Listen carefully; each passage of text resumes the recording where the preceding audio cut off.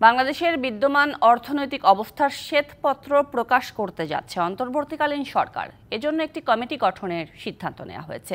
Committee আগামী 90 দিনের মধ্যে আওয়ামী লীগ সরকারের শাসনামলের শ্বেতপত্র প্রকাশ করবে।